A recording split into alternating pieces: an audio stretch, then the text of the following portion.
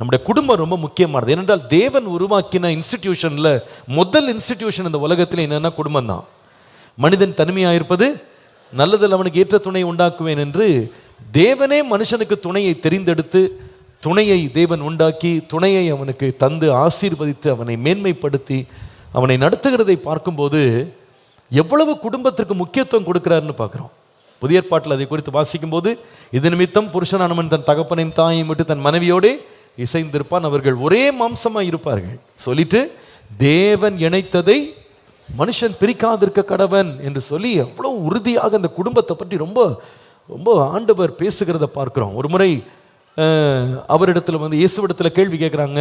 மோசே எங்களுக்கு கட்டளை கொடுத்துருக்காரு, தன் மனைவியை தள்ளிவிடலாம்னு சொல்லி தள்ளுதல் சீட்டை கொடுத்து டிவோர்ஸ் அப்படின்ற ஒரு சீட்டு கொடுத்து தள்ளிடலாம்னு சொல்லியிருக்கிறாங்க. நீங்கள் என்ன சொல்கிறீங்கன்னு கேட்டால் உடனே இயேசு சொன்னார், ஆதி முதற்கொண்டு அப்படி இல்லை, உங்கள் மனக்கடினத்தினால தான் மோசே அப்படி செய்தானே தவிர தேவன் மனுஷனை உண்டாக்கும் போது அப்படி பிரிஞ்சு போகணும்னு ஆண்டவர் உண்டாக்கலை. தேவன் இணைத்ததை மனுஷன் என்ன செய்யக்கூடாது.